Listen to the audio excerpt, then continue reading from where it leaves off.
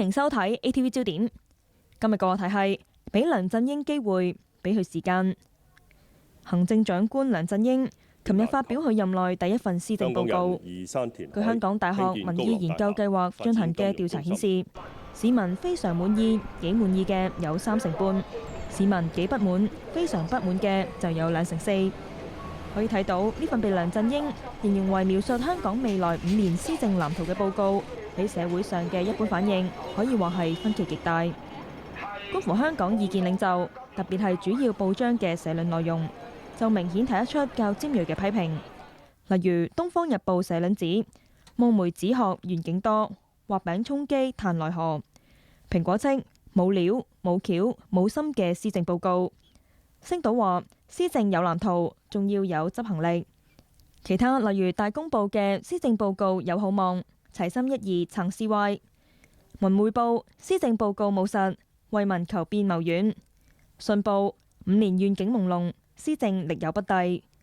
經濟日報有心無力，施政報告顯困局。明報短期樓市紓困無望，填海拓地未任後人。其他嘅一般評論亦都係毀多於譽。梁振英政府上任半年幾，香港係一個點樣嘅狀況呢？特區政府運作舉步維艱，梁振英同埋佢新班子涉及嘅僭建問題一直成為反對派嘅追擊目標，並將佢提升至誠信問題。喺香港最應推動嘅國民教育，竟然為要獨立成科以及處理上嘅技術問題，而到弄致社會陷於半失控狀態。政府被迫以各自課程指引為名，實際係撤回推行。再例如深受社會歡迎嘅長者特惠津貼，亦都喺立法會碰上無休止嘅拉布，最終政府先至以奇招突襲通過。梁振英亦都多次慨嘆，希望給予新班子一啲時間開展工作，做啲實事。至於社會各界人士，特別係沉默嘅大多數，對無休止嘅事事上綱上線、政治化行徑，亦都明顯表現出已經厭悶、反感、逐步予以摒棄嘅情況。正如梁特首所講，佢唔能夠等到社會對某個問題有100%嘅共識先至做嘢。港人對佢嘅施政報告亦都唔可能100%收貨，或者100%唔收貨。